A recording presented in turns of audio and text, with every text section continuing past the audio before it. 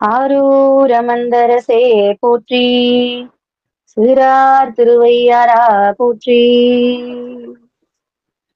ஐந்து கரத்தனை யானை முகத்தனை இந்த நெடும்பறை போலும் மைற்றனை நந்தி மகந்தனை ஞானக் கொழுந்தினை புந்தியில் வைத்தடி போற்றுகின்றேனே. அஞ்சு முகம் தோன்றில் ஆறு முகம் தோன்றும் வெஞ்சமரில் அஞ்சேல் எனவேல் தோன்றும் நெஞ்சில் ஒருகா நினைக்கின் இருகாலும் தோன்றும் முருகா என்றோதுவாரும்.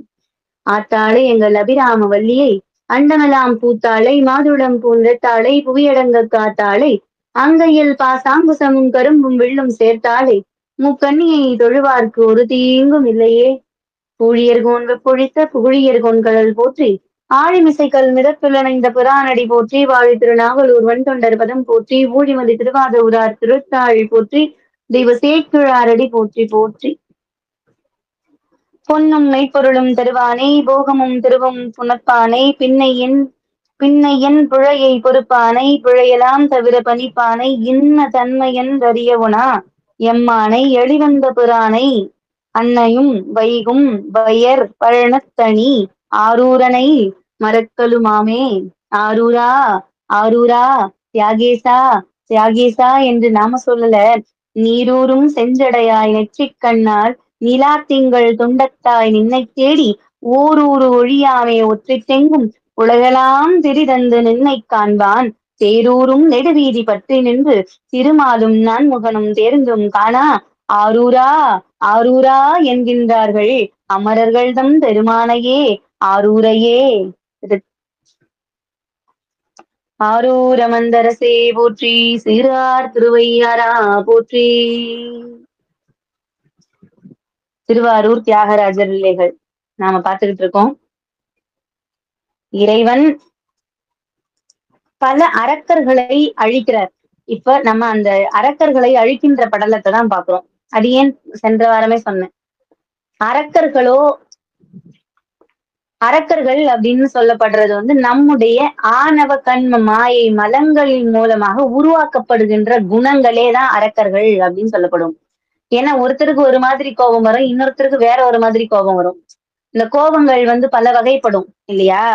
ஏன்னா நம்ம நினைச்சு பார்க்க முடியாத அளவுக்கு நிறைய பேருக்கு கோபம் வரும். அவங்க எல்லாம் சாதுக்கள் மாதிரி இருப்பாங்க. எப்பயோ பாத்தீங்கன்னா ரொம்ப கடுமையான கோபம் வரும் அவங்களுக்கு. நாம நினைச்சே பார்க்க மாட்டோம், அந்த அளவுக்கு கோபம் வரும். அந்த மாதிரி டக்குன்னு பாத்தீங்கன்னா ஒரு மகரிஷி அப்படின்லாம் பாத்தீங்கன்னா அவங்க ரொம்ப பொறுமை இல்லையா. ஆனா அவங்களுக்கே ஒரு கோபம் வந்துருது அப்படின்னா அது சாபமா மாறும் இல்லையா. அப்ப அந்த குணங்கள், அந்த கோபத்தினுடைய குணங்கள் தான் அரக்கர்கள்னு நினைச்சுக்கணும், அசுரர்கள் நினைச்சுக்கணும். நாமளே கூட நல்ல மனிதர்கள் தானே, மனிதர்களே சில அரக்க குணங்கள் கொண்டும் இருக்கிறோம். சில நேரத்துல நல்லா இருப்போம், நல்லா பேசிக்கிட்டு இருப்போம், நமக்கு குறித்தான பொருளையோ எதையோ தொட்டுட்டாலோ கேட்டுட்டாலோ உடனே சட்டன்னா ஒரு கோபம் வந்துடும். பார்த்திருக்கீங்களா. அந்த மாதிரி அந்த குணங்கள் தான் அரக்க குணங்கள் அப்படின்னு சொல்லுவாங்க. அப்படி நம்ம தியாகேச பெருமான் பல அரக்கர்களை அழித்து கொண்டே வருகிறார். அப்ப உலகம் முய்யணும், இந்த உலகம் மிக சந்தோஷமா இருக்கணும் அப்படின்னு அந்த அரக்கர்களை அழிக்கிறார். அதாவது ஒரு இடத்துல ஒரு பாசிட்டிவ் எனர்ஜி இருக்குன்னா அது நெகட்டிவ் எனர்ஜியும் இருக்கணும். ஒரு நல்லதுன்னு இருந்ததுன்னா அந்த இடத்துல கெட்டதும் ஒண்ணு கண்டிப்பா இருக்கும்னு சொல்லுவாங்கல்ல. அப்ப நல்லது மேலோங்கும் போது அந்த கெட்டதோட சக்தி அந்த இடத்துல குறைஞ்சு போயிரும். அப்ப கெட்டதோட சக்தி மேலோங்கும் போது நல்லதோட சக்தி குறைஞ்சு போயிடும். அப்ப நல்லதோட சக்தி அதிகமாக்க என்ன பண்ணணும் அப்படின்னு கேட்டா தெய்வ தலங்களுக்கு போகணும், வழிபாடு செய்யணும், இறைவனின் நாமாவை இடையராது நம்ம வீட்டுல ஒழிச்சுக்கிட்டு இருக்கணும். ஒரு இல்லம்மா தினம் காலம்பரல இருந்து சாயங்காலம் வரை சொல்லிக்கிட்டு இருக்க முடியாது அப்படின்னா ஒரு காலையில ஒரு ரெண்டு தேவாரம், சாயந்தரத்துல ஒரு திருவாசகம் விளக்கேத்தணும் உடனே அப்படி போட்டுதான் நம்ம வீட்டுல நம்ம பாட முடியலன்னா கூட, எனக்கு பாடலாம் வராதுமா, பாட முடியலன்னா பரவாயில்ல. இப்பெல்லாம் நான் டெக்னாலஜி அதிகமா வளர்ந்து போச்சு. மொபைல்ல பாத்தீங்கன்னா அப்படியே வருது, அத போட்டு அப்படி விளக்கு பக்கத்துல வச்சுட்டு முடிஞ்சா கூட பாடுவோம் இல்லையா. அந்த மாதிரி வச்சுட்டு அதெல்லாம் ஒரு வந்து நம்ம வீட்டுக்கு வந்து ஒரு நல்ல ஒரு சக்தி, ஒரு சக்தி வளையத்துக்குள்ள நம்ம வீட்டை வச்சுக்கோம். அதெல்லாம் ஒரு நல்ல வைப்ரேஷன். நம்ம இறைவனை நினைச்சுக்கிட்டே இருக்கணும். அந்த மாதிரி ஒரு மனிதனுக்கு ஒரு பல அடுக்குகள் மனதுக்குள்ள ஓடிக்கிட்டே இருக்கும். இப்போ எத்தனை பேர் இப்ப இந்த பொண்ணு கதை சொல்லுதுன்னு சொல்லி எத்தனை பேர் கேட்டுக்கிட்டு இருப்பீங்க. ஆனா அவங்க மனசுக்குள்ளேயே நம்ம பையன் இந்த நேரத்துக்கு மரும பொண்ணு வந்திருக்குமா, இவங்களுக்கு சாப்பாடு செய்யணுமே, இப்ப கதை கேட்டுக்கிட்டு இருக்குமே, சரி கதை கேட்டு முடிச்ச உடனே போய் தோசை ஊத்தி சாப்பிட்டுடலாம். அதுதான் சீக்கிரமா வேலை ஆயிரும். அப்படின்னு சட்னி முதற்கொண்டு அரைச்சு வச்சுட்டு வந்து உட்கார்ந்து கதை கேட்டுக்கிட்டு இருப்பீங்க இல்லையா? ஏன் இதுக்கு சொல்ல வரேன்னா, நம்ம மனிதர்களுடைய மனது வந்து பல அடுக்குகளை கொண்டது. இப்போ ஒரு இடத்துல நினைச்சுக்கிட்டே இருப்போம் நாம. அந்த ஒரு அடுக்குல இறைவனுடைய நாமாவ பதிச்சு வச்சிருங்க அப்படின்னு சொல்றேன். சிவ சிவா, சிவ சிவா, சிவ சிவா, சிவாய நம, சிவாய நம, சிவாய நம அப்படின்ற உங்க சிவாய நமவோ, நமச்சிவாயமோ எது வேணும்னாலும் 8 எழுத்தாக இருக்கட்டும், சரவணபவன் 6 எழுத்தாக இருக்கட்டும், உன்னுடைய பிடிச்ச இறைவனுடைய பிடிச்சுக்கிட்டு, அவருடைய பாதத்தை பற்றி கொண்டு அவங்க கிட்ட போய் அவங்க பாதத்துல சரணடைகிற மாதிரி, நாம அந்த ஒரு நாமத்தை பிடிச்சுக்கிறோமா, அதை கெட்டியமா பிடிச்சுக்கணும். விட்டுறக்கூடாது. அத தொடர்ந்து சொல்லிக்கிட்டே வரணும். அதோட பலன் கண்டிப்பா கிடைக்கும். அப்ப பல அரக்கர்களை அழித்த இறைவன் அந்த உலகமெல்லாம் சந்தோஷமா இருக்காங்க. மக்கள் எல்லாம் ரொம்ப இன்பமயமா இருக்காங்க. இறைவன்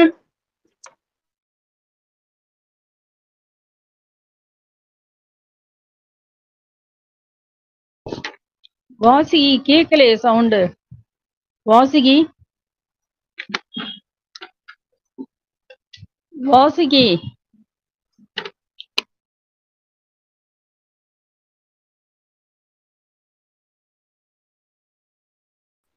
ஆமா இப்ப கேக்குதா? கேக்குதுப்பா. எனக்கு இங்க மழை பெஞ்சிட்டு இருக்கு. அதனால நெட்வொர்க் இஷ்யூ வருது. ஆரூர மந்தரசே போற்றி, சிறார் திருவையாரா போற்றி.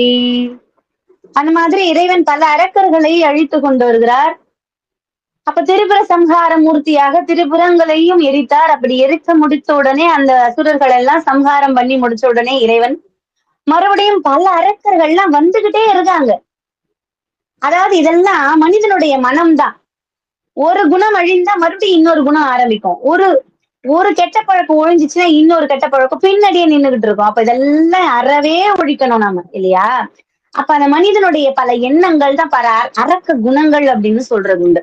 அப்படி பல அரக்கர்கள் கூட்டம் கூட்டமா வந்துகிட்டே இருக்காங்க. இறைவனும் சம்ஹாரம் மூர்த்தியாக சம்ஹாரம் பண்ணிக்கிட்டே இருக்காரு. கால சம்ஹார மூர்த்தி இறைவன் தியாகேச பெருமான்.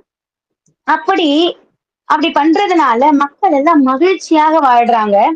தவ முனிவர்கள்லாம் நல்ல நிச்சயமா தவம் பண்றாங்க. அழகா யாகம் பண்றாங்க.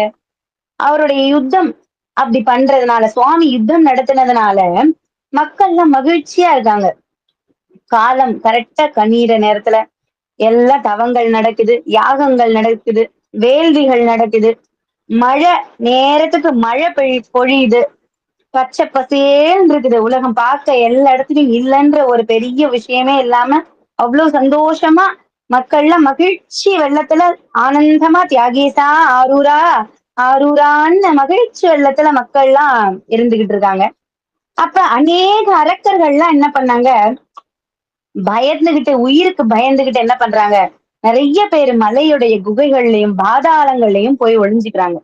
அப்படி அந்த பாதாளங்கள்லாம் ஒளிஞ்சவங்க எல்லாம் என்ன பண்றாங்க, பயம் எங்க வெளியே வந்தா நம்மளை இறைவன் கொன்னுடுவாரோ அப்படின்ற ஒரு பயத்துல போய் ஒளிஞ்சுக்கிறாங்க. அந்த மாதிரிதான் நம்ம மனசுக்குள்ள இறை சக்தியை சேர்த்து அந்த அரக்க குணமாகிய கெட்ட விஷயங்கள், கெட்ட செயல்கள், கெட்ட எண்ணங்கள், சொல்ல போனா எண்ணங்கள் தான். அந்த எண்ணத்தை அடியோடு அதை அழிக்கணும். அப்ப அழிக்கணும்னா நம்ம இறை சக்தியை மேம்படுத்தணும் அந்த இடத்துல இல்லையா? அப்படி அந்த இறைக்கு பயந்து சுவாமி நம்ம தியாகேச பெருமானுக்கு பயந்து அரக்கர்கள்லாம் குகைகளிலும் பாதாளங்களிலும் அப்படி வாழ்ந்துட்டு வர்றாங்க. அப்படி வாழ்ந்தவங்கள்ல ஒருத்ததான் புலாகன் அப்படின்ற ஒரு அரக்கன். இவன் என்ன பண்ணுவான் அப்படின்னா, திருமூர்த்திகள் மேலையும், அதாவது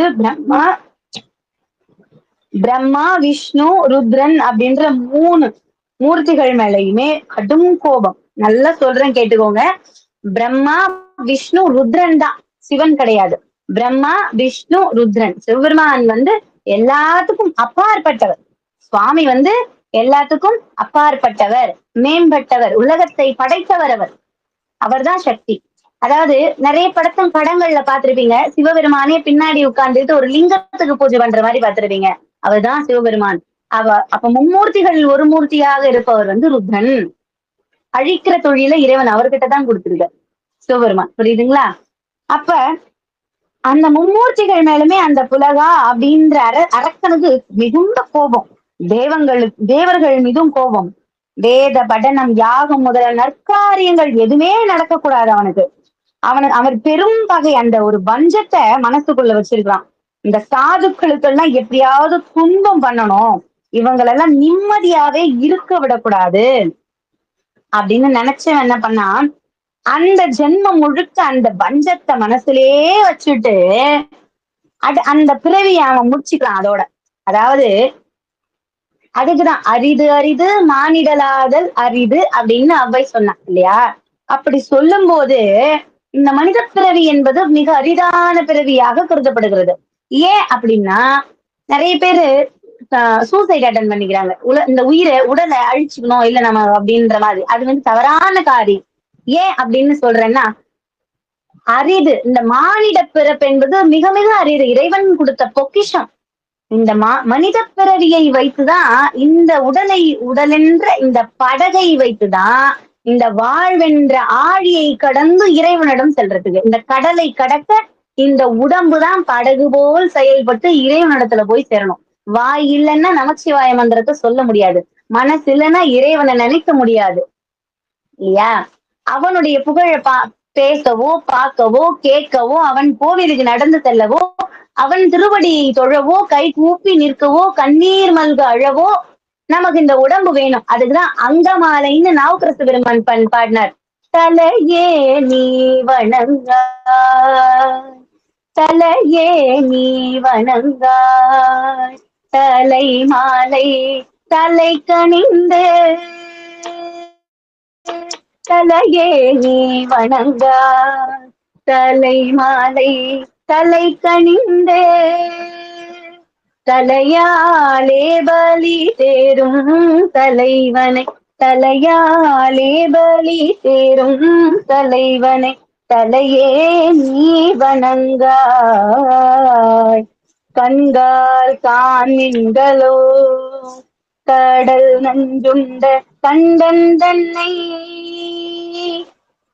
எந்தோள் வீசி நின்றாடும் திராந்தனை, கண்கால் காண்களோ செவிகால் கேள்மின்களோ சீவம் எம் நீரை செம்பவள, எரிபோல் மேனி தீராந்திரம் எப்போதும் செவிகால் கேள்மின்களோ, மூக்கே நீ முரலா முதுகாடுரை முக்கண்ணனை, வாக்கே நோக்கிய மங்கை மணாளனை, மூக்கே நீ முரலாய். வாயே வாழ்த்து கண்டாய் மத யானை புலி போர்த்து, பேய்வாய் காட்டகத்தாடும் பிராந்தனை, வாயே வாழ்த்து கண்டாய். நெஞ்சே நீ நினையாய் தீமிர்க்கும் சடை மின்னலனை, மஞ்சாடும் மலை மங்கை மணாளனை, நெஞ்சே நீ நினையாய். கைகால் கூப்பி தொழி கடிமாமலர் தூவிடிந்து, பைவாய் பாம்பாரை யார்த்த பரமனை, கைகால் கூப்பி தொழி. ஆக்கையார் பயன் என் அரண்கோயில் வலம் வந்து, பூக்கையாலட்டி போற்றி என்னாதையும் ஆக்கையால் பயன் என், கால்களால் பயன் என் தரை கண்டன் புரை கோயில், கோல கோபுர கோகரணம் சுழா கால்களால் பயன் என், உற்றார் ஆருளரோ. இந்த லைனை மட்டும் நல்லா கவனிங்க.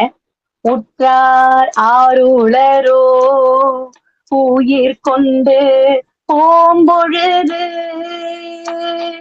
உற்றார் ஆருளரோ உயிர் கொண்டு போம்பொழுது குற்றாலத்துறை கூத்தனல்லால் நமக்குற்றார் ஆருளரோ இருமாந்து இருப்பன்கொளோ ஈசன் பல்கணத் எண்ணப்பட்டு சிறுமான் ஏந்திதன் சேவடி கீழ் சென்றங்கு இருமாந்து இருப்பன்கொளோ தேடி கண்டு கொண்டே திருமாலோடு நான் முகனும் தேடி கண்டு கொண்டே திருமாலோடு நான் முகனும் தேடி தேடோனா தேவனை என்னுள்ளே தேடி கண்டு கொண்டே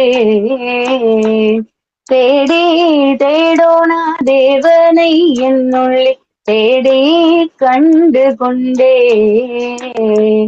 தேடி தேடோனா தேவனை என்னுள்ளே தேடி கண்டு கொண்டே.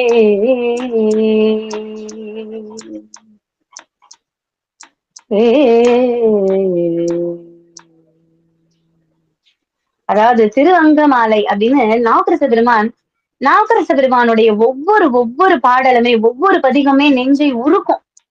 படிக்கும்போது அப்படி தெளிவா புரியும் நமக்கு. புரியுதுங்களா? அந்த படிங்க. ஒரு திருத்தாண்டகம் இருக்கு, திருவாரூர் திருத்தாண்டகம்.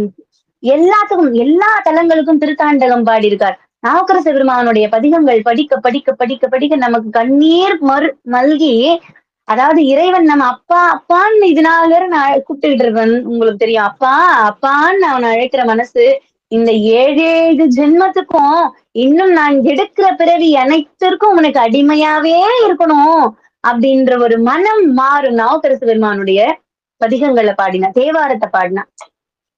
புரியுதுங்களா? இந்த பாடல் ஏன் அடியேன் இப்ப பாடினேன் அப்படின்னா, மனம் அப்படின்றது இறைவன் கிட்ட லயிக்கணும். இந்த உடம்புன்றது சுவாமி கிட்ட போய் சேரணும். இந்த கண்கள் பார்வை இழக்கும் முன்னே இறைவனை பார்த்துடணும். அவனை எத்தனை கோவில்ல வச்சிருக்காங்க. அப்பா அது நம்ம நினைப்போம் எல்லா கோவில்லுமே சிவலிங்க வடிவம் மட்டும்தானே இருக்கு. அது என்ன, எந்த இடத்துல இருந்து பார்த்தாலும் ஒரே லிங்க திருவேணியை தானே வழிபட போறோம். அப்படி கிடையாது. அந்த கோவிலுடைய வரலாறு என்ன கேட்கணும் காதால.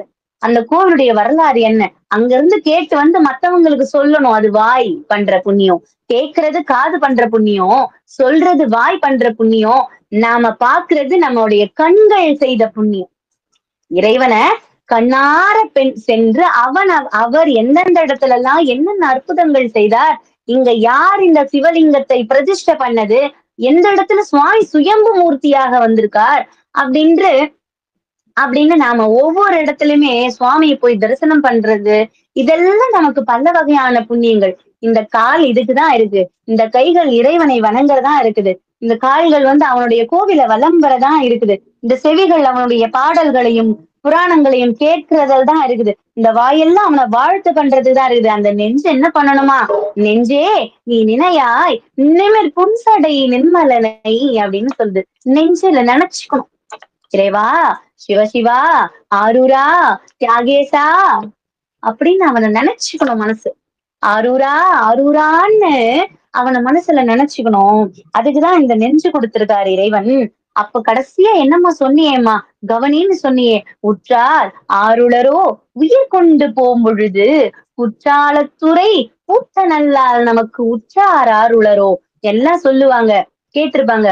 வீடு வரை உறவு, வீதி வரை மனைவி, காடு வரை பிள்ளை, கடைசி வரை யாரோன்னு முடிச்ச இடத்துல கடைசி வரையில யாரும் இல்லைன்னு நினைக்காத, நான் இருக்கேன் வாடான்னு அந்த இடுகாட்டிலும் ஆடிக்கொண்டிருப்பவன் தான் என் இறைவன். எள்ளி ஆடலன்னு இறைவனுக்கு ஒரு தனி பெயர் உண்டு. எள்ளின்னா இரவு. இறைவன் இடுகாட்டில் எள்ளி, அந்த இடத்துல எள்ளி ஆடலன்னா அந்த இரவு நேரத்தில் ஆடுகின்ற தாண்டவத்திற்கு ஞானானந்த தாண்டவம் அப்படின்னு பேரு. சுவாமி எள்ளி ஆடலன் ஒரு பெயர் இருக்கு இறைவனுக்கு. அவனுடைய நாட்டியத்திற்கு எள்ளி ஆடலன் அப்படின்னு ஒரு நாட்டியமும் இருக்கு. அந்த வார்த்தைக்கு என்ன அர்த்தம்னா ஞானானந்த தாண்டவம். அந்த இருளில் நம் ஆணவம் கண்மம் மாயை என்ற மும்மலங்கள் அழிந்து நம் ஆன்மா இறை சக்தியோடு இறைவனின் திருப்பாதத்தில் இரண்டர கலப்பதுதான் ஞான ஆனந்த தாண்டவம், ஞானானந்த தாண்டவம்னு சொல்றது. ஒவ்வொரு நடராஜர் அபிஷேகத்துக்கும் ஒவ்வொரு தத்துவங்கள் உண்டு இல்லையா? அப்ப அந்த ஒவ்வொரு மனுஷனும் நம்முடைய உயிர் இருக்கும் போதே அப்ப இந்த உடலை நாம கெடுத்துக்கலாமா? நம்ம அந்த உடலை வச்சு நம்ம இறைவன் கிட்ட எப்படி போகணும்? நம்ம இந்த உடல் சுவாமி நமக்கு எதுக்கு கொடுத்தாரு? நிறைய பேரு எனக்கு இந்த குறை இருக்குதுங்க, அந்த குறை இருக்குதுங்க, சுவாமி அதெல்லாம் நிறைவேற்றவே மாட்டார். இல்ல, நம்முடைய வினை பயன். நாம முன் ஜென்மத்துல என்ன பாவம் பண்ணிருக்கோமோ அதோட வினை பயன் தான் நாம இப்ப பண்ணி அனுபவிக்கிறோம். அப்ப நாம இறைவனை நம்ம வந்து சொல்லக்கூடாது. ஏன்னா நாம ஒரு மலையளவு பண்ணி வச்சிருப்போம், சுவாமி ஒரு கரண்டி அளவு தான் நமக்கு கொடுக்குறாரு. ஏன்னா நம்முடைய ஆன்மா சுவாமி கிட்ட போகணும் அப்படின்னு அவர் நினைச்சிட்டாருன்னா 10 வருஷம் நம்ம அனுபவிக்க வேண்டிய கஷ்டத்தை ஒரே வருஷத்துல கொடுத்து நம்மளை கூட கூட்டுப்பார். புரியுதுங்களா? ஆனா அந்த கஷ்டம் நம்ம அனுபவிச்சாகணும். ஏன்னா அது நம்முடைய வினை பயன். அந்த வினை இல்லாம சுத்தாத்மாவாக இறைவனை போய் சேரணும். அந்த மனது அந்த அரக்கனுக்கு எப்படி இருக்கு அப்படின்னா, அந்த இறைவன் கொடுத்த அந்த அரக்க உருவம் மனிதனாக அடுத்த பிறவி எடுக்கிறான். ஆனா அவனுடைய மனசு வக்ரம் இருக்குது. அடுத்த பிறவியாவது இந்த முனிகர்களையும் யோகிகளையும் தபோவனர்களையும் அழிக்கணும் அப்படின்னு நினைச்ச அந்த அரக்க குணம் படைத்த மனது அடுத்த பிறவியும் எடுக்கிறான். அவன் அடுத்த பிறவி எடுக்கும் போது எந்த இடத்துல பிறக்கிறான் அப்படின்னா, விந்திய மலையின் அருகில் உள்ள ஆரவாட தேசத்து அரசனுக்கு புத்திரனாக பிறக்கிறான். அவன் அசுர வம்சத்துலதான் இருந்திருக்கணும். ஆனா அவனுடைய நோக்கம் என்னவா இருக்கு? அந்த முனிவர்கள் எல்லாம் அழிக்கணும், யாகம் பண்றதெல்லாம் தடுக்கணும், அசுரர்கள் தான் மேலோங்கி நிக்கணும் அப்படின்றதுதான் அவனுடைய நோக்கம். அப்படி அந்த நோக்கத்தை நிறைவேற்ற வேண்டியே அவன் அந்த அரசனுக்கு ஆரவாட அரசனுக்கு புத்திரனாக பிறந்து அந்த அந்த குழந்தைக்கு அழகா அந்த குழந்தையும் பிறக்குது. பரிகேது அப்படின்னு ஒரு நாம அவனுக்கு ஒரு பெயர் வச்சு, அவனுக்கு பரிகேது அப்படின்ற பெயரை வச்சு சூட்டி வழிபடுறாங்க. அவனை பரிகேது அப்படின்னு அவனுக்கு பெயர் வச்சு அழைச்சு வளர்த்துக்கிட்டே வராங்க. அசுர அம்சம் தான் அவன் மனசுக்குள்ள இருக்கு. அப்படின்னும் போது அவன் தாய் தந்தைய மதிக்கிறது இல்ல, புரோகிதர்களையும் மதிக்கிறது இல்ல, குருமார்களையும் மதிக்கிறது இல்ல, இகழ்ந்து பேசுறது, திட்டுறது, தோழர்கள் மந்திரிக்குமார்களுக்கும் ஒரு மரியாதை கொடுக்கறது இல்ல, யார பார்த்தாலும் சண்டை போடுறது. அவனுடைய அரக்க குணங்கள்லேயே அவன் தான். என்னதான் பிறப்பு மனிதனாக இருந்தாலும் நிறைய பேர் பாருங்க, பிறப்பு மனிதனாகத்தான் இருக்கும், ஆனா அவனுடைய குணங்கள் அரக்க குணமாகவே இருக்கும். நிறைய மனிதர்களை நாம கண் முன்னாடியே நிறைய பேரை நாம பார்த்திருப்போம், எத்தனையோ பேரை நாம பார்த்திருப்போம். அந்த குணங்கள் அரக்க குணங்களாகவே இருக்கும். அப்ப நாம கெஸ் பண்ணிடலாம், நம்ம யூகிக்கலாம் அவன் முன் ஜென்மத்துல என்ன பிறப்பு எடுத்திருப்பான் அப்படின்னு யோசிச்சுக்கலாம். அந்த மாதிரி அவனுடைய குணங்கள் அரக்க குணங்களாகவே இருக்குது. அந்த யுவராஜனாக இருந்து அந்த கொழுப்பு, அவனுக்கு அந்த கர்வம், அதை அவன் அடைஞ்சு நற்புத்தி எல்லாம் யார் சொல்றாங்களோ அதெல்லாம் கேட்டுக்கிறது கிடையாது. அரச நீதி முறை இதுதான் அப்படின்னா அதை அனுஷ்டிக்கிறது கிடையாது, அதை அவன் ஏத்துக்கிறது கிடையாது. யாரையும் ஒரு தலை வணங்கி ஒரு மதிப்பு வைக்கிறது கிடையாது. ஏன்னா அரச குலத்தில் பிறந்தோம்னு ஆணவம் வரக்கூடாது, யவனம் வரக்கூடாது. அப்படி இருந்தா மட்டும்தான் அவனுக்கு 64 கலைகள் கற்றுத்தந்து, அந்த 64 கலைகள் கற்க முடியும். வேதங்கள், இதிகாசங்கள், புராணங்கள் எல்லாம் கற்றுத்தந்து அப்புறம் தான் அவனுக்கு பட்டம் சூட்டுவாங்க. நீ அரச குலத்துல பிறந்தா நேர கொண்டு போய் உன்னை அந்த சிம்மாசனத்துல உட்கார வச்சிட முடியாது இல்லையா?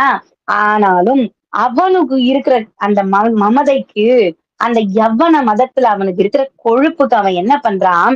கன்னிகைகளையும், அரச கன்னிகைகளையும், பிராமண மாதர்களையும், வேதியர் செல்வத்தைகளையும் எல்லாத்தையும் அபகரிக்கிறான்.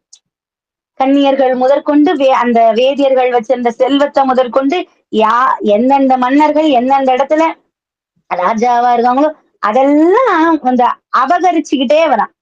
இந்த பரிகேதுவை பாக்குற மக்களுகள்லாம் பயப்படுறாங்க, என்ன ஆகுமோ ஏதாகுமோ, இவன் இப்படி இருக்கானே, அவங்க அப்பா அவ்வளவு நல்லவனா இருக்கான், பையன் இப்படி வந்து பிறந்துட்டானே, என்ன நினைச்சு அந்த புள்ளைய வயத்துல வச்சுட்டு இருந்தாங்களோ அப்படின்னு என்ன தவம் பண்ணி இந்த குழந்தைய பெத்தாங்களோன்னு இருக்கிற மக்கள் எல்லாம் அப்படியே ஒரு ஓலமிட்டு அழற மாதிரி அழறாங்க. எப்பவுமே ஒண்ணு சொல்ற ஞாபகம் வச்சுக்கோங்க, தாய்மார்கள் எல்லாம் பிரசவ காலத்துல முன்னாடி குழந்தைய வயித்துல வச்சுக்கிட்டு இருக்கும் போது சதா இறைவனுடைய நாமாவை சொல்லுங்க. எனக்கு சாமியே பிடிக்காதுன்னா சாதாரணமா ஒரு மெலோடி சாங்காச்சும் கேளுங்க. மெலோடி பாட்ட ஒரு இனிமையான பாடல், அது ஒரு நல்ல ஒரு அழகான ராகம், பொழுது போனா பொழுது விடிஞ்சா ஒரு இனிமையான சூழல்ல இருக்கிற மாதிரியே பண்ணிக்கணும். அத மனசு ஒரு கவலைப்பட்டு ஒரு குரோதம், கண்மம், வன்மம் அதெல்லாம் நம்ம மனசுக்குள்ள இருந்துச்சுன்னா, அது அப்படியே அந்த குழந்தைக்கும் போய் ஒரு ஜெராக்ஸ் காப்பி போய் விழுற மாதிரி அந்த குழந்தைக்கு மேல உள்ள போய் விழும். மனதுக்குள்ள அது மனதிலயும் அதுதான் படியும். நம்ம அதுகிட்ட பேசணும். நம்ம சொல்ல சொல்ல சொல்ல சொல்ல குழந்தை கேட்கும். அதற்கும் முன்னாடி இறைவன் கிட்ட வரம் வேண்டி கேட்கணும். சுவாமி நல்ல குழந்தையா குடுப்பா. ஞானமுள்ள குழந்தையா குடு. உன்னுடைய நாமாவையே சொல்லணுன்ற மாதிரி குழந்தைய குடு. அப்படிதான் பிறந்தார் ஞானசம்பந்த பெருமான். தமிழுக்காகவே பெத்தெடுத்தாங்க அவங்க சிவபாரதியார். இல்லையா? தமிழுக்காகவே பிறந்தார் ஞானசம்பந்த பெருமான். அதுபோல அந்த மாதிரி குழந்தைங்களை சுமக்கணும்னு ஆசைப்படணும் தாய் தந்தையர்கள்லாம். அறிவான குழந்தைய குடு. அப்ப அவங்களுடைய தவங்கள் எப்படி இருக்கணும்? ஒரு குழந்தை பிறக்கணும்னா அந்த தாய் தந்தையர்கள் எந்த அளவுக்கு தவம் பண்ணணும். அப்ப இந்த மாதிரி பாவிகளும் வந்து பிறக்குறாங்கன்னா அந்த தாய் தந்தையர்கள் என்ன பண்ணிருப்பாங்க? புரியுதுங்களா? அதுதான் மக்கள் எல்லாம் ஏசுறாங்க. என்ன பண்ணீங்களோ, என்ன நினைச்சுக்கிட்டு அந்த குழந்தை பொறந்துச்சோ, அத வயித்துல வச்சிருக்கும் போது நீ என்ன பண்ணியோ, அப்படின்ற மாதிரி அந்த தாய் தந்தையர்களை ஏசும் போது அவங்களுக்கு மனம் தாங்கல. நாம அப்படி எல்லாம் நினைக்கலையே. ஆனா நமக்கும் இப்படி ஒரு குழந்தை வந்து பிறந்துருச்சே. நம்முடைய கர்ம பலனா? நாம அந்த முன்வினை பயனா இது வந்து நமக்கு பிறந்துச்சா? அப்படின்னு நினைச்ச ராஜா என்ன பண்ணார்? தேக வியோக அத செஞ்சு சிவ தியானத்துல ஈடுபட்டார். தன்னுடைய மனைவியோடு சேர்ந்து துறவறம் போயிட்டார். காட்டுக்கு போயிட்டார். வேண்டாம். இந்த வாழ்க்கை எனக்கு வேண்டாம். அந்த அரக்க குணத்தோட இருக்கிற மகனோட இந்த வாழ்க்கை எனக்கு வேண்டாம் அப்படின்னு நினைச்ச அந்த ராஜாவும் அவருடைய மனைவியும் காட்டுக்கு போயிட்டாங்க தவம் பண்றதுக்கு. சிவ தியானத்திலிருந்து இறைவனோடு இரண்டரை கலந்துடணும் அப்படின்னு இந்த மனிதனா பிறந்து அரக்கனா வாழ்ற இவங்கிட்ட இருக்கிறது காட்டுல போய் மிருகங்கிட்ட அடிபட்டு இறந்தாலும் பரவாயில்லன்ற மாதிரி அவங்க காட்டுக்கு போயாச்சு. அப்ப அவங்க போனோடனே இன்னும் இவனுக்கு என்ன ஆச்சு? இன்னும் சந்தோஷமாயிருச்சு. ராஜ்யத்தை அவங்க முடிசூட்டறனாலும் பரவாயில்ல, தானே ராஜா தானே மந்திரி அப்படின்ற அந்த சிம்மாசனத்துல போய் உட்கார்ந்துட்டான். இப்போ சும்மாவே ஆடுவான், சதங்க கட்டி விட்டா சரியா போச்சு. சும்மாவே அவன் ராஜ்யத்தை ஒரு ஆட்டிக்கிட்டு இருந்தான், மக்கள் எல்லாம் துன்புறுத்திக்கிட்டு இருந்தான். இப்ப ராஜா அப்படின்ற பதவியிலயும் போய் உட்கார்ந்தாச்சு. அப்ப அந்த நாடு எப்படி இருக்கும்னு சொல்லிக்கும் நினைச்சுக்கோங்க. அவ்வளவு இந்த நாடு அல்லல் படுது, அவ்வளவு கஷ்டப்படுது. அமைச்சர்கள் எல்லாம் துரத்தி விட்டுட்டான், துரத்தி அடிச்சுட்டான். போயிருங்க போயிருங்க, இந்த அமைச்சர்கள் எல்லாம் வேண்டாம் அப்படின்னு இந்த கிராதர்கள்லாம் இந்த வேடர்கள்லயே தனியா இருப்பாங்க. அவங்க எல்லாம் பாத்தீங்கன்னா கல்லுண்டு மாமிசம் அருந்தி தனியா அந்த ஒரு மயக்கத்திலே இருப்பாங்களா, தகாத வார்த்தைகள் பேசி. இப்ப அந்த தகாத வார்த்தைகள் பேசுறவங்க எல்லாம் அந்த ஆட்சி பொறுப்புல வந்து உட்கார்ந்து அந்த ஆட்சி எப்படி இருக்கும்னு பாத்துக்கோங்க. அந்த ஆட்சியில அவன் கொண்டு வந்து அந்த இடத்துல உட்கார வைக்கிறான் அந்த பரிகேது. அப்போ துஷ்டர்கள்லாம் சபையில நிறைஞ்சியாச்சு. நல்லவங்கள்லாம் போயிட்டு மந்திரிகளாக துஷ்டர்களே வந்து உட்காரும் போது அந்த துஷ்ட எண்ணங்கள் தான் அவன் மனசுல போய் நிற்கும். நான் ஒரு நல்லவங்கிட்ட போயிட்டு நான் போய் ஒரு கேள்வி கேட்கிறேன். அப்பா இந்த மாதிரி இன்னைக்கு என்ன பண்ணலாம், நாளைக்கு ஒரு விழா இருக்கு, நாளைக்கு என்ன பண்ணலாம் அப்படின்னு கேட்டா அவங்க நமக்கு நல்ல பதில் சொல்லுவாங்க. நீ இந்த பாதையில போமா, அந்த பாதையில போய் இது உனக்கு சரியா இருக்கும்னு சொல்லுவாங்க. ஆனா நான் ஒரு கெட்டவங்கிட்ட போய் நாம அதை சஜஷன் கேட்டா அது என்னடா பண்ணுது, அடிச்சு தூக்கி போட்டு போய்கிட்டே இரு.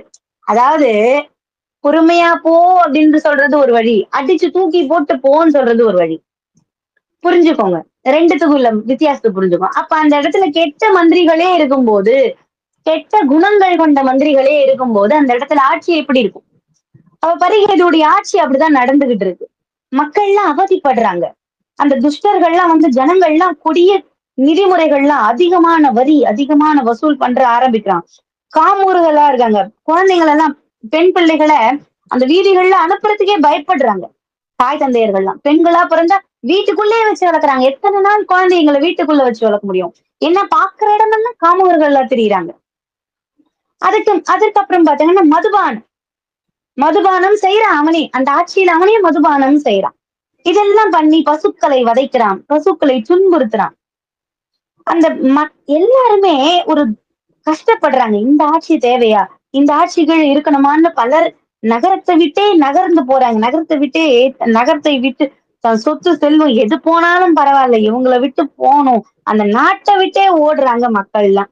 ஓட கூட விட மாட்றான். எல்லையிலயும் காவல் போட்டு அங்கிருந்து இழுத்துக்கிட்டு வந்து இந்த நாட்டுல போட்டு ஒரு துன்பப்பட்டு ஒரு அரசாட்சின்னா அவருக்கு அவ்வளவு ஒரு மோசமான அரசாட்சி அவன் பண்றான்.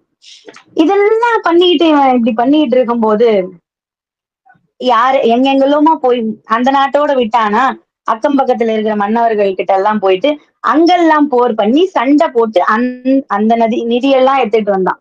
அந்த நிதிகள் எல்லாம் எடுத்துக்கிட்டு வந்து ஒரு அரக்க ஆட்சிதான் அவன் பண்ணிட்டு இருந்தான். ஜனங்கள் எல்லாம் அவனோட நாச காலத்தை எதிர்ல பார்க்க ஆரம்பிச்சிட்டாங்க. எந்த மனிதன் அவனுடைய நாச காலம் வருது அப்படின்னா அவனுடைய ஆணவம் இப்படிதான் இருக்கும்.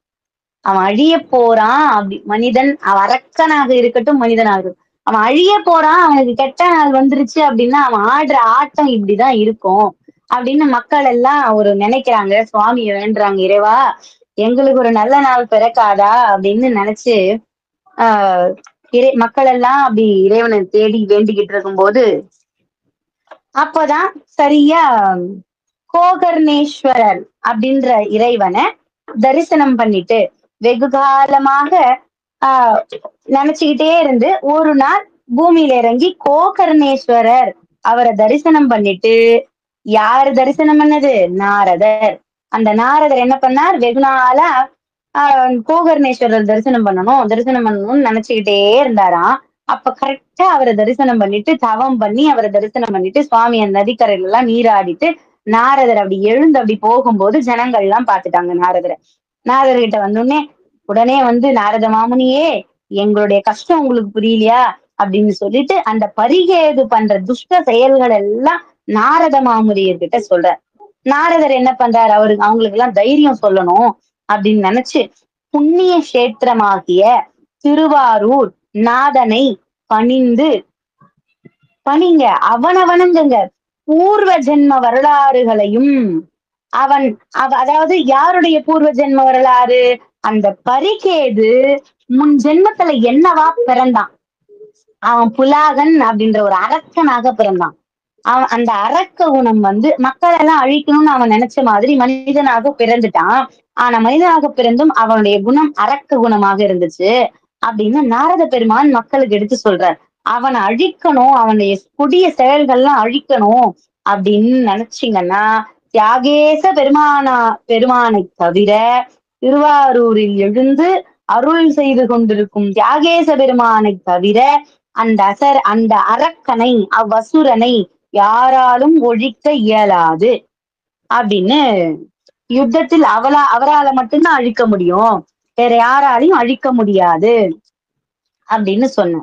சரி சுவாமி நீங்க சொன்னது சரிதான், எங்க கூடவே வாங்கலேன், நாங்களும் கோவிலுக்கு வர்றோம், அந்த சுவாமியை பார்த்துட்டு நாங்களும் முறையிடுறோம்.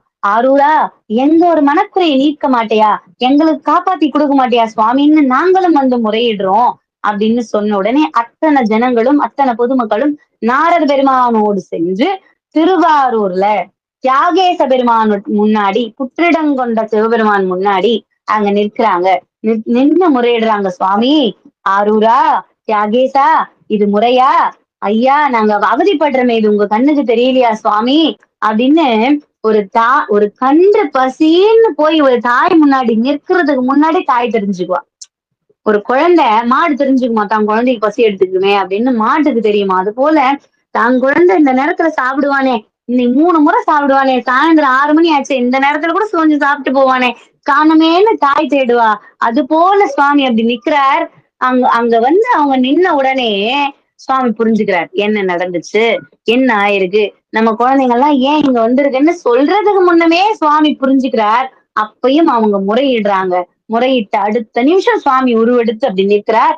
நாரத பெருமான் முன்னாடி பேசுறார். நாரத பெருமான் கிட்ட சொல்றார், இந்த ராஜ வடிவத்துல அவனை போய் நம்ம அழிக்க முடியாது. இறைவன் சொல்றார், யாரு? தியாகேச பெருமான் சொல்றார், இந்த உரு கொண்டு அவனை போய் அழிக்க காரியம், அவனோட வரம் அந்த மாதிரி. அதனால சூது பண்ணிதான் அவனை அழிக்கணும், சூது பண்ணிதான் அவனை அழிக்கணும் அப்படின்னு ஒரு வார்த்தை சொன்னாவே நமக்கு ஞாபகம் வர ஒரு புராணம் எது? மகாபாரதம் இல்லையா? நல்லது தப்பு இல்லை. மாதிரிதான் மகாபாரதம் இருக்கும் இல்லையா? அதே போலதான் தியாகேச பெருமான் என்ன பண்றார், ஒரு சூழ்தல் பண்ணிதான் அவனை அழிக்கணும். அதுக்காக என்ன பண்ணார், ஒரு ஒரு மந்திரத்தை உபதேசம் பண்றார்.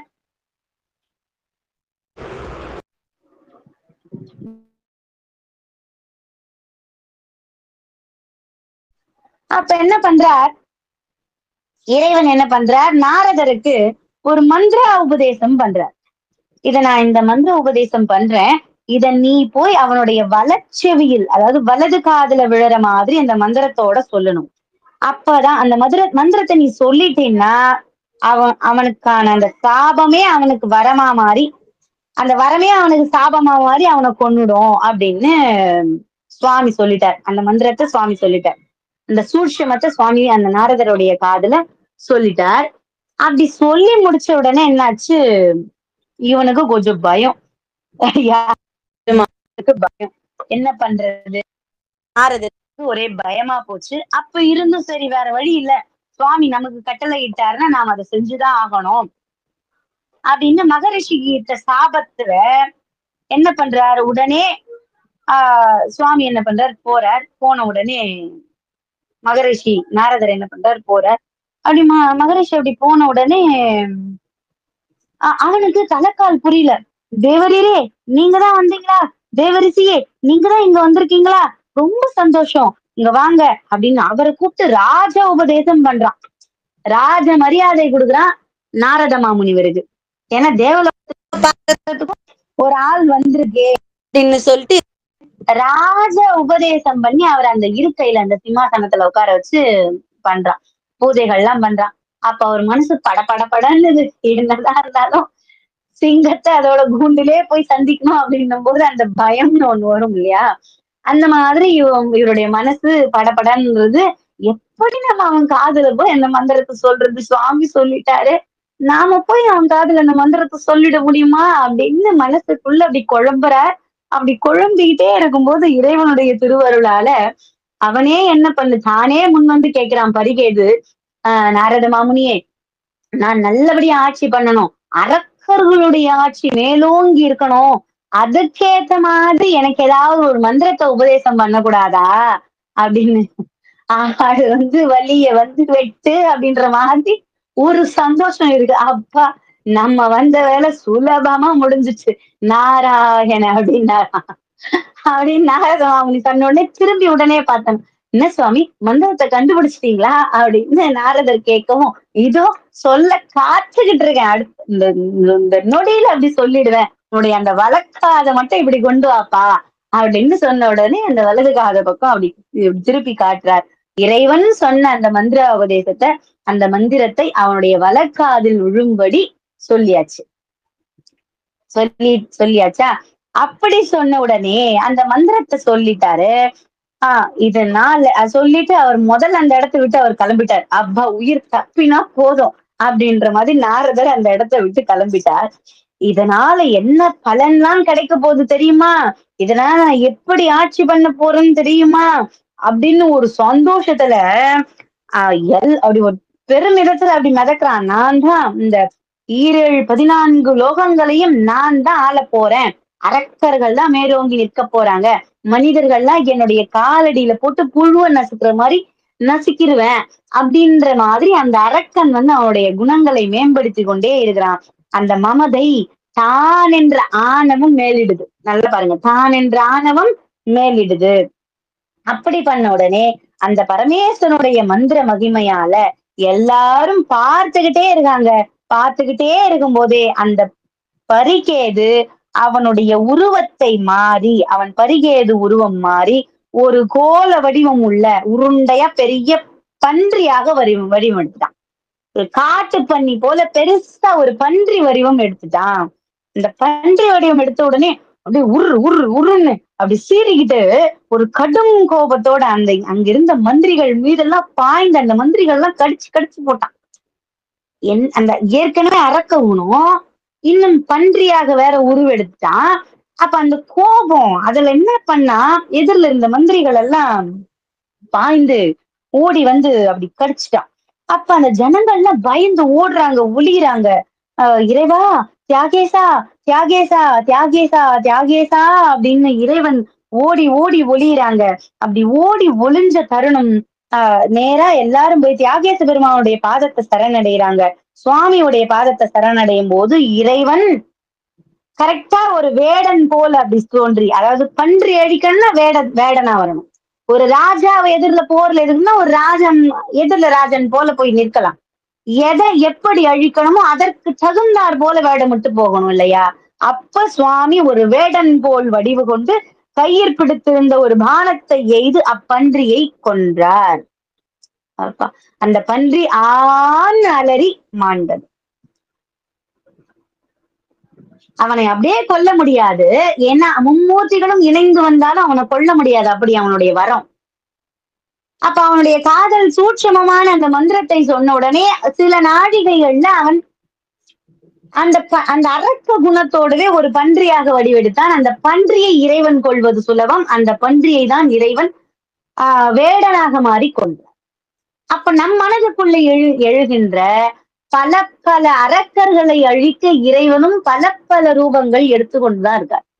அந்த தசாவதாரம், மகாவிஷ்ணுடைய தசாவதாரம் நிகழ்ந்ததும் அப்படித்தான். பல அரக்கர்கள், அவங்களை கொல்ல பல ரூபங்கள்ல சுவாமி வந்தார் இல்லையா?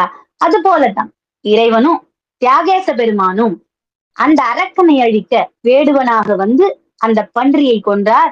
பன்றி என்று அலறி உயிரை விட்டது. அது முதற்கொண்டு அந்த நாட்டில் அவனேதான் மந்திரிகள் எல்லாம் அழிச்சுட்டான்.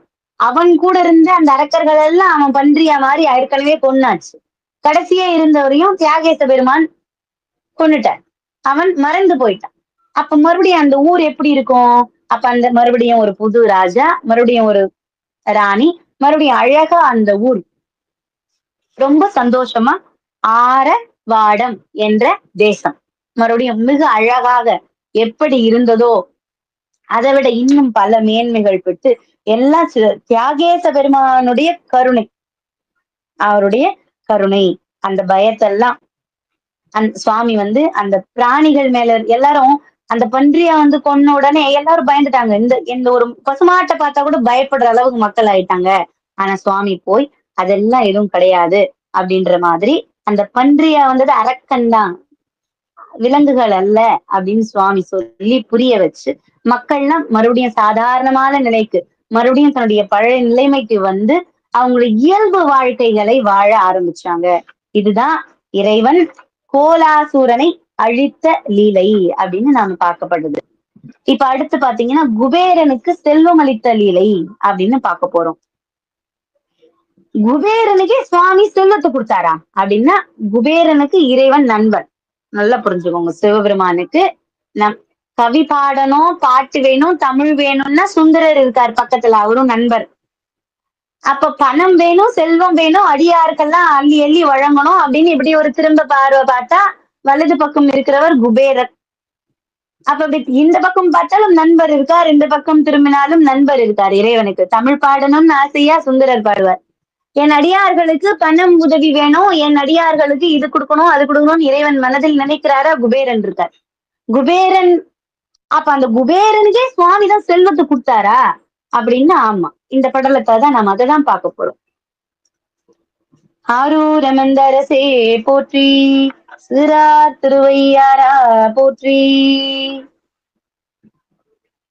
பரமேஸ்வருடைய திவ்ய நிலைகள் எவ்விதமான இடையூறும் நேரிடாது சாதுக்கள் செய்யும் தவமும் யோகமும் நிறைவேறி வந்தன. இறைவனுடைய திருவருளால சாதுக்கள்லாம் மறுபடியும் முனிவர்களும் ரிஷிகளும் எல்லாரும் அந்த சிவப்பிரியம் அப்படின்ற அந்த சந்தோஷம், ஒரு நிம்மதியில யோகத்தையும் வேள்விகளையும் யாகங்களையும் பழைய நிலைமை எப்படி இருந்துச்சோ அது போல ரொம்ப சந்தோஷமா திருவாரூர்லயும் இந்த உலகம் முழுக்கவே மக்கள்லாம் ஆனந்தமா இருக்காங்க. ஆனந்த களிப்போடு சந்தோஷமா இருக்காங்க. சந்தோஷம் இருக்கு, செல்வம் இல்ல, சந்தோஷம் இருக்கு மனசுல. அந்த செல்வம் இல்ல, நல்லா ஞாபகம் வச்சுக்கோங்க இந்த வரிய. செல்வம் இல்ல, அந்த மனதில் நிறைய மகிழ்ச்சி இருக்கு. அரக்கன்லாம் வந்து இதுக்கு மேல நம்மள அழிப்பான்ற நிலைமை இல்ல, மனம் நிறைவோடு இருக்கு. பணம் நிறைவா இல்ல, மனம் நிறைவோட இருக்கு. மனம் நிறைவோட வாழ்ந்துட்டு வர்றாங்க மக்கள். அப்படி வாழ்ந்துட்டு வரும்போது சிவப்பிரியன் அப்படின்ற ஒரு யோகி என்ன பண்றார், தன் முன்னாடி குபேரன் வந்து நிற்கணும் அப்படின்னு ஒரு தவம் பண்ண ஆரம்பிக்கிறார், ஒரு யோகம் செய்ய ஆரம்பிக்கிறார். அப்ப உறுதி கொண்டு அந்த யோகத்தை எப்படி பண்றார் அப்படின்னா, கங்கை கரையில் உள்ள ஒரு ஆசிரமத்துல நியமனத்தோடு இருக்கிறார். நியமனம்னா ஒரு சத்திய பிரமாணம் எடுத்துக்கிறதுக்கு சமம். இப்படிதான் நான் இது என்னுடைய இந்த நான் எடுத்த முயற்சி முடியிற வரை இந்த இடத்தை விட்டு நான் தாண்டதில்லை அப்படின்ற மாதிரி ஒரு சபதம், அந்த ஒரு நியமனத்தோட அவர் என்ன பண்றார், கங்கை கரையில இருக்கிற ஒரு ஆசிரமத்துல 12 ஆண்டு தவம் பண்றார். 12 ஆண்டு தவத்தை பண்றார். அந்த தவம் எப்படி இருக்கு அப்படின்னு கேட்டீங்கன்னா, ஒரு நாளைக்கு ஒரு முறை மட்டும் சாப்பிடுவார். கிருஷ்ண பக்ஷ அஷ்டமி, நவமி, அதாவது கிருஷ்ணபக்ஷம், அஷ்டமி, நவமி, ஏகாதசி, சதுர்த்தசி, அமாவாசை, இந்த நாட்கள்லாம் உபவாசம் இருந்தார். மற்றபடி வேற வேற வேற திதிகள்லாம் 5 நாட்கள் உபவாசம் இருப்பாராம். 5 நாள் கூட ஒரு பொழுது இருப்பாராம் சாப்பிடாம, உண்ணா நோன்பு. அப்படி இல்லை அப்படின்னா மாசத்துக்கு 5 நாள் உபவாசம் இருப்பார். அப்படி இல்லைன்னா மாசத்துக்கு 5 நாள் மட்டும்தான் சாப்பிடுவார். அதாவது 12 வருஷம் அவர் இருந்தார் இல்லையா, அந்த 12 வருஷத்துல எப்படி இருந்தார் அப்படின்றதுதான் போட்டிருக்காங்க. மாதத்திற்கு 5 நாள் மட்டுமே உண்ட மாதங்களும் உண்டு, மாதம் 5 நாள் மட்டும் சாப்பிடாத மாதங்களும் உண்டு. அப்படி இருந்தார். மறுபடியும் என்ன பண்ணார், அதை அப்படியே குறைச்சார். ஒரு மாதத்துக்கு 2 நாள் மட்டும் சாப்பிட ஆரம்பிச்சார். அதாவது 28 நாள் உபவாசம், 2 நாள் சாப்பிடுவார். மறுபடியும் இன்னும் கொஞ்சம் குறைச்சார். மாசத்துக்கு 1 நாள் போதும். ஏன்னா நிச்சயமா தியானத்துல இருக்கிறவங்களுக்கு பசி எடுக்காதுன்னு சொல்லுவாங்க இல்லையா, பசி எடுக்காது. துவாதசாந்த தலமாகிய மதுரை தான் நம்ம துவாதசாந்த தலம் அப்படின்னு சொல்லுவோம். அந்த தவம் தியானம் பண்றவங்களுக்கு அது தெரியும். அந்த பசி அப்படின்ற ஒரு உணர்வே அவங்களுக்கு இருக்காது அப்படின்னு நமக்கு செவி வழி செய்தி, சரிங்களா? அப்படி இருக்கும்போது இவர் மாதத்துக்கு 1 நாள் சாப்பிட்டா போதும் அப்படின்னு மாசத்துக்கு 1 நாள் இருக்கார். 6 மாசத்துக்கு 1 நாள் சாப்பிட்டாலும் போதும் அப்படின்னு மறுபடியும் 6 மாசத்துக்கு 1 நாள் சாப்பிடுறார். அதையும் கடந்து போய் வருஷத்துக்கு ஒரு நாள் தான் சாப்பிடுறார். இப்படி கடுமையான விரதம் இருக்கார். இப்படி ரொம்ப கடுமையான விரதம் அவர் இருக்கிறார். அந்த அனுஷ்டிச்சு அந்த விரதத்தை இருக்கிறார். பஞ்சேந்திரியங்களையும் அடக்கி பரமேஸ்வரனுடைய பாத கமலத்தையே தியானித்து வரணும்னு நினைக்கிறது குபேரனை, பார்க்கணும்னு நினைக்கிறது குபேரனை, ஆனா தியானம் பண்றது சிவபெருமான பரமேஸ்வரனுடைய பாத கமலத்தை தான் தியானம் பண்ற. அது என்னம்மா நியாயம், நம்ம யார பார்க்கணுமோ அவங்களதானே தியானம் பண்ணணும் அப்படின்னு நினைச்சா இப்படியும் பண்ணலாம். நாம அதாவது நம்முடைய சிறு சிறு தெய்வங்கள், நம்முடைய குல தெய்வங்கள் எல்லாத்தையும் வணங்குறோம் இல்லையா, வணங்குறோம், போய் சுவாமியை கும்பிடுவோம். அப்போ இதெல்லாம் கும்பிடாம நேர சிவபெருமான போய் வணங்கிட்டா, நீங்க சிறு தெய்வ வழிபாடு செய்தாலும் அதுவும் சிவபெருமான் கிட்டதான் போய் சேரும். நேரா போய் சிவபெருமான வணங்கினாலும் அங்கிருந்து சக்திகள் புரிஞ்சு இப்படிதான் வரும். புரிஞ்சுச்சா? சிவபெருமான்ன்றது நமக்கு புரியுற மாதிரி சொல்லணும்னா அந்த சுவாமி வந்து ஒரு டிரான்ஸ்பார்மர் மாதிரி. அப்ப நம்மெல்லாம் இதர தெய்வங்கள் சிறு தெய்வங்கள்லாம் என்னன்னு பாத்தீங்கன்னா தெருவுல இருக்கிற மின்கம்பங்கள் மாதிரி. நம்ம வீட்டுக்கெல்லாம் கரண்ட் வரணும்ல, மின்சாரம் வரணும்ல, அதுக்காக. அந்த மாதிரி நாம நேர போய் சுவாமி பார்த்துட்டாலும் பிரச்சனை இல்லை. அப்ப இவர் என்ன பண்றார், இந்த ரிஷி என்ன பண்றார், சிவப்பிரியன் சுவாமி அதாவது குபேரனை பார்க்கணும்னு சிவபெருமானை நோக்கி தவம் பண்றார். அப்ப இப்படி தவம் பண்ணிக்கிட்டே இருக்கார். இவரு இப்படிதான் இதுக்காகத்தான் தவம் பண்றாருன்றத மூல காரணத்தையே தெரியாம ஒரு சிலர்லாம் அவரை இழிவா பேசுறாங்க. என்னமோ இவன் சும்மா ஒரு பண்ணிக்கிட்டு இருக்கான் வேலை, என்னமோ நான் தான் தவம் பண்றேன், வருஷத்துக்கு ஒரு முறை சாப்பிடுறேன், 6 மாசத்துக்கு ஒரு முறை சாப்பிடுறேன்ற மாதிரி பண்ணிக்கிட்டு இருப்பான் அப்படின்ற இந்த தவசிகளை மட்டும் என்னைக்குமே ஏசக்கூடாது. அவங்களுடைய உள் அர்த்தம் ஏதாச்சும் ஒண்ணு இருக்கும், புரியுதுங்களா? அதற்கான அர்த்தங்கள் இருக்கும். அவர் உலக நன்மைக்காகத்தான் பண்ண போறாருன்றது யாருக்குமே தெரியல. ஒரு சிலர் ஏசல, ஒரு சிலர் அவர் பக்கமா தான் பேசுறாங்க, ஒரு சிலர் அவரை ஏசியும் பேசுறாங்க. இவரோட மனக்கருத்தெல்லாம் புரியாத இருக்கிறவங்களும் சிலர் இருக்காங்க. அப்படி இருக்கும்போது அவருடைய வியப்பு, அவர் எதுக்குதான் தவம் பண்றாருன்னே தெரியலையே அப்படின்னு நிறைய பேர் 12 வருஷமா பேசுறவங்க பேசிக்கிட்டே தான் இருக்காங்க. அவர் அந்த தவத்தை மட்டும் கைவிடல. அப்படி யோகத்தையும் தவத்தையும் தியானத்தையும் அவர் எதுக்கு பண்ணார் அப்படின்னா, அந்த நாள் வரப்போகுது. அவர் வந்த கரெக்டா அந்த தவம் முடியிற நாள் 12 வருஷம் பூர்த்தியாகி குபேரன் ஒரு விமானத்தில் இறங்கி அவர் முன் காட்சி தருகிறார். சிவப்பிரியன் முன்னே தோன்றார். சிவப்பிரியா, நிமிர்ந்து பார். உன் பக்திக்கு மெச்சினும் பரமேஸ்வரனையே தியானித்த உன் மனநிலையை பாராட்டி இங்கே வந்து உமக்கு காட்சி தருகிறோம். என்ன வேண்டும் என்று கேள், என்ன வரம் வேண்டும் என்று கேள் அப்படின்னு குபேரன் சொல்றார். அந்த புஷ்பக விமானத்துல குபேரன் இறங்கி வந்தார். அப்ப கூப்பிய கரத்தோடு சிவப்பிரியன் கேட்கிறார், வடதிசைக்கு அதிபதியே, அலகேசா, நவநிதிக்கு அதிபதியே. அவரை சொல்றார், நவநிதிக்கு அதிபதியே, ராஜராஜ வைச்சரவனே, என் மீது கருணை கொண்டு என் விண்ணப்பத்தை கேட்க வேண்டும். சுவாமி, என் விண்ணப்பத்தை கேட்டுக்குங்க. நான் இறைவனை தியானிச்சு உங்களை பார்க்கணும்னு ஏன் சொல்லேன் அப்படின்னா, சர்வலோக நாயகனாகிய சர்வேஸ்வரன் சிவபெருமான் மேருமலையை வில்லாக வளைத்து கொண்டு திரிபுர சம்ஹாரம் செய்தார்.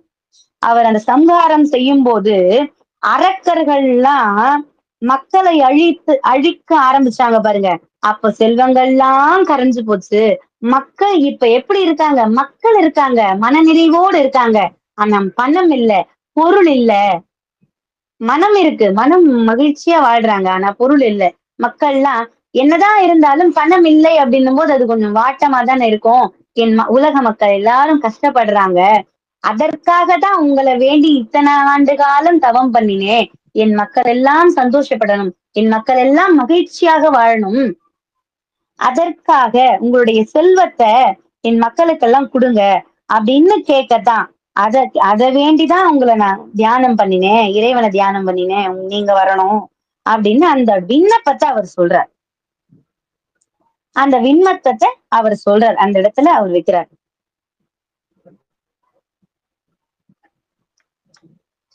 செல்வம் இல்லாம மக்கள் எல்லாம் கஷ்டப்படுறத அவர் பார்த்ததாகவும், மக்கள் எல்லாம் திரும்ப செல்வம் வேணும் அப்படின்றதுக்காக தான் நான் இந்த யாகத்தையும் தவத்தையும் தியானத்தையும் மேற்கொண்டேன் அப்படின்ற அந்த விண்ணப்பத்தை அவர் சொன்ன உடனே அவர் என்ன பண்றார்?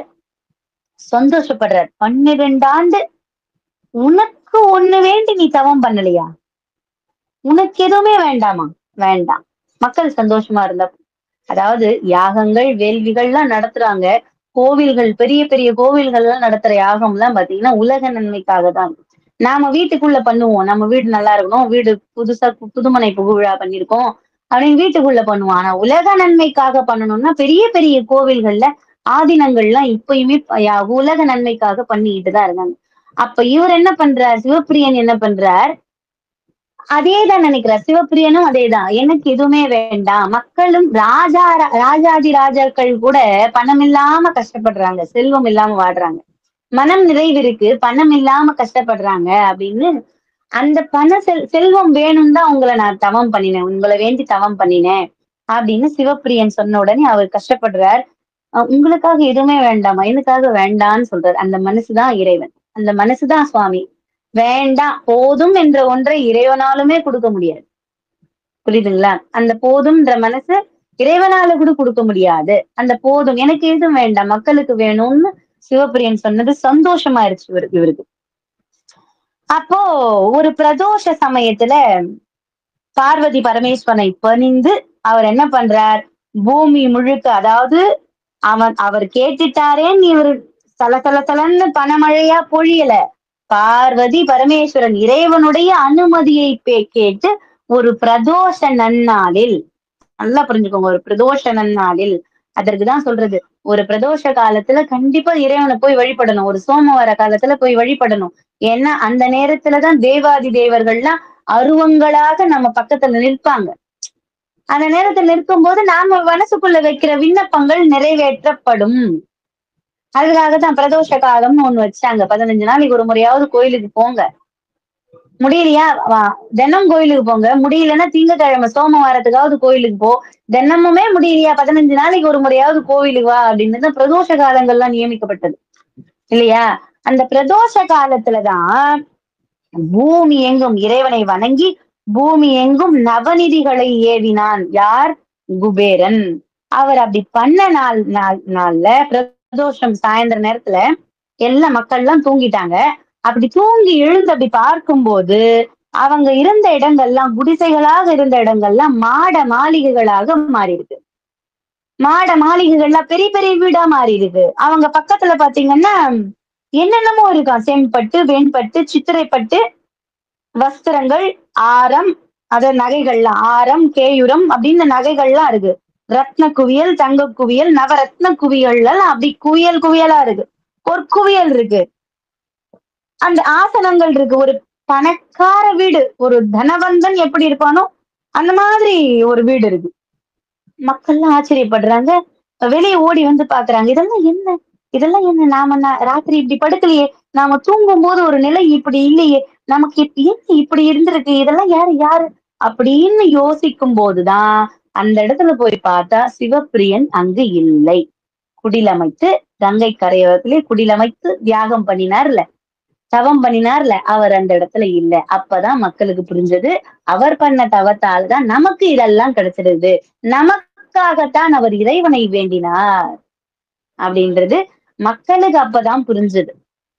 அப்படி புரிஞ்ச உடனே தியாகேச பெருமானை மனமாற நினைத்து, ஆரூரா, தியாகேசா, இந்த செல்வம் எல்லாம் நீ கொடுத்ததுப்பா, உன்னுடைய கருணையினால கிடைச்சது. அவர் உங்களை நோக்கி தவம் பண்ணார், உங்களுடைய கருணையினால அவருக்காக நீங்க எங்களுக்கு கொடுத்தீங்க சுவாமி அப்படின்னு இறைவனுமே மனதார வழிபடுறாங்க. பொன்னும் மெய்ப்பொருளும் தருவானை, போகமும் திருவும் புணர்ப்பானை, பின்னையன் புழையை பொறுப்பானை, பிழையலாம் தவிர பணிப்பானை, இன்ன தன்மையன்றறியவுனா எம்மானை எளிவந்த பிரானை, அன்னையும் வைகும் வயர் பழனக்கனி ஆரூரனை மறக்கலுமாமே. ஆரூரனை மணக்கலாமா? நினைச்சுக்கணும் நிமிஷத்துக்கு நிமிஷத்துக்கு. ஆரூரா, ஆரூரா, தியாகேசா, தியாகேசான்னு அவனை கூப்பிட்டுக்கிட்டே இருக்கணும். 5 எழுத்து சொல்றது கஷ்டம். 5 எழுத்து. நம சிவாய, சிவாய நம. 5 எழுத்து எப்படிடா சொல்றது அப்படின்னு யோசிக்கிற மனசுக்கு கூட சுவாமி சுலபமா 3 எழுத்து கொடுத்திருக்காரு. ஆரூரா, தியாகேசா, ஆரூரா, ஆரூரான்னு அவன் நாமத்தை ஒரு 2 எழுத்து சுருக்கி 3 எழுத்தா கொடுத்திருக்காரு சுவாமி. அந்த 3 எழுத்து சுருக்கி கூட சிவன் ஒரு வாழ்த்து இருக்கு. சிவ. ஒவ்வொரு முறையும் பல தீட்சைகள் வாங்கி சிவ அப்படின்ற வார்த்தை, அந்த வார்த்தைகள் குறைஞ்சுக்கிட்டே வரும். பஞ்சாட்சரம் சொல்லுவோம், அப்புறம் 4 எழுத்து வரும், 3 எழுத்து வரும், 2 எழுத்து வரும், ஒரே எழுத்துல வந்து நிற்கும். அதுதான் முக்தி நிலை. சுவாமி கிட்ட அந்த மோட்ச நிலைக்கு வழி அந்த ஒரு எழுத்து உபதேசம்.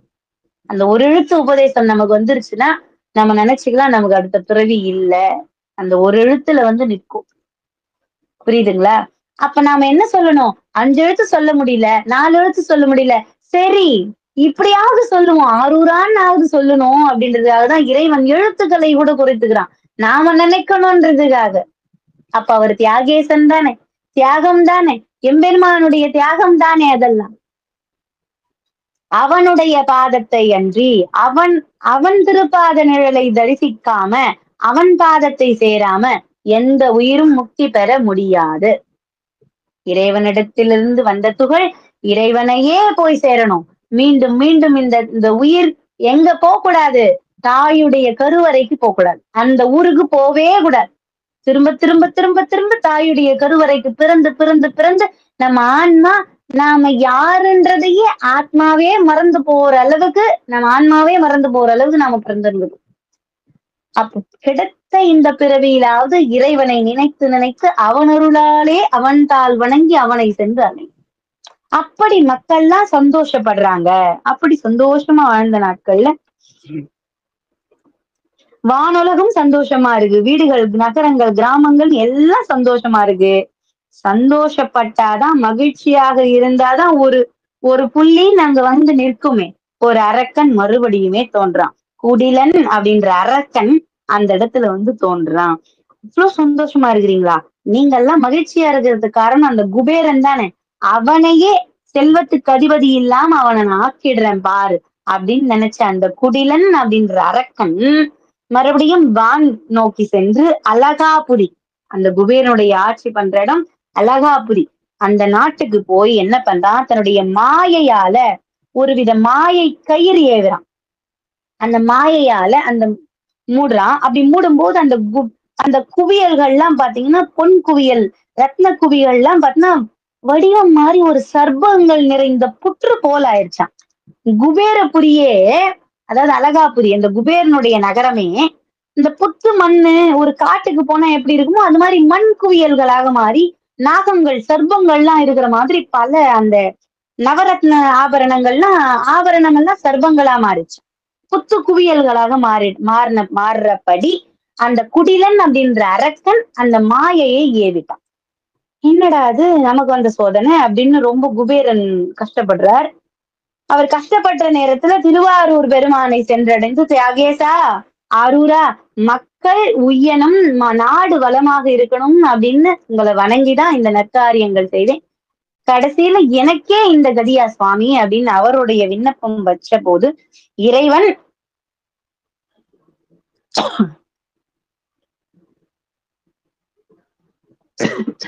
சுவாமி என்ன பண்றார், அந்த மாய நாகங்கள் மீது ஏவறதுக்காக ஒரு கயிறு கொடுக்குறார். அவர் ஒரு மாயையை உருவாக்கி வச்சிருந்தார் ஒரு கயிறு போட்டு இல்லையா, குடிலன் அப்படின்ற அரக்கன். அப்ப சுவாமி என்ன பண்றார், வேறொரு கயிறை கொடுக்குறார், மந்திர கயிறு கொடுக்குறார். யாருக்கு? குபேரனுக்கு. அப்ப அந்த மந்திர கயிறை அவர் என்ன பண்றார், அப்படி அப்படி விசிறி அப்படி போடுறாரு பாருங்க. அப்படி போட்ட உடனே அந்த நாகங்கள்லாம் மாண்டு போகுது. நாகங்கள்லாம் அப்படி ஆண் அலறி மாண்டு போகுது. அந்த நாகங்கள் மாண்டு மாண்டு மாண்டு இறந்து இறந்து பழையபடி குவியல்களாக மாறிடுது. எப்படி பொற்குவியலும் நவரத்ன குவியலும் ஆபரணங்களும் எப்படி இருந்ததோ பழையபடி அப்படி மாறி மாறி நின்னுது. கடைசியா அந்த அரக்கன் நிற்கிறான். அவன் மேலையும் அந்த ஆபரணத்தை தூக்கி, அந்த கயிறை தூக்கி, சுவாமி கொடுத்த கயிறை தூக்கி அந்த குடிலன் அப்படின்ற அரக்கன் மேல போடுறான். அப்படி போட்ட உடனே அந்த அரக்கன் அத அலறிக்கிட்டே அவனுடைய உயிரை விட்டுடுறான். அந்த அரக்க குணம் கூட, இந்த அரக்க குணம் எதுக்கு தெரியுமா இந்த இடத்துல நமக்கு காட்டுறது? அவன் எப்படி நல்லா இருக்கான், அவன் மட்டும் ஒரு 4 கார் வாங்கிட்டா நம்ம கிட்ட ஒரு ஸ்கூட்டி கூட நம்மால வாங்க முடியலையே அப்படின்ற அரக்க குணம் தான் இந்த குணம். புரியுதுங்களா? அதையுமே அழிக்க இறைவன் வருவார். நாம இறைவனை போய் சரணாகதி அடைஞ்சா நமக்குள்ள இந்த அரக்க குணங்கள் மேலெழாதபடி இறைவன் பார்த்துக் கொள்வார் இல்லையா? அப்படி அவர் உயிரிழந்த பிறகும் மண்ணும் விண்ணும் சேமமா இறைவனை நினைச்சுக்கிட்டு சந்தோஷமா வாழ்றாங்க. இப்படி சுவாமி இந்த 13வது லீலைய முடிச்சு வைக்கிறார். அரூரமந்தரசே போற்றி, சிறார் திருவையாரா போற்றி, வான்முகில் வழாது பெய்க, மலிவளம் சுரக்க, வண்ணன் கூன்முறை அரசு செய்க, குறைவிலாது உயிர்கள் வாழ, நற்றவம் மேல்வி மல்க, மேன்மை கொள் செய்வ நீதி விளங்குக உலகமெல்லாம். அரூரமந்தரசே போற்றி, சிறார் திருவையாரா போற்றி. நன்றிகள் நன்றிகள். குருவருள் ஆன்மீக மையத்திற்கும் நம்ம இன்னைக்கு இந்த லீலைகளை கேட்க வந்த அனைவருக்குமே அந்த ஆணவம், கண்மம், மாயை என்ற மும்மலங்கள் அகன்று இறைவனுடைய திருத்தாலே சரணம். அவனுடைய புண்ணியம் இருக்கிறதுனாலதான் இன்னைக்கு நாம இதை கேட்டுக்கிட்டு இருக்கோம். அவருடைய பரிபூர்ண அருள் இருக்கிறதுனாலதான் இன்னைக்கு நாம இதை கேட்டுக்கிட்டு இருக்கோம். அவருடைய என்னைக்குமே அவருடைய அருள் நம்ம மேல இருக்கணும் அப்படின்னு தியாகேச பெருமான ஒரு முறை வணங்கி கேட்டுக்கிறேன். தேவரும் மூவரும் காணாத அந்த புண்டரீகத்தை வணங்கி நம் அடியார்களுக்காக அடியேன் அவருடைய பாதகமனங்களை விழுந்து வணங்கி கேட்கிறேன். சிவாய நம. திருச்சிற்றம்பலம்.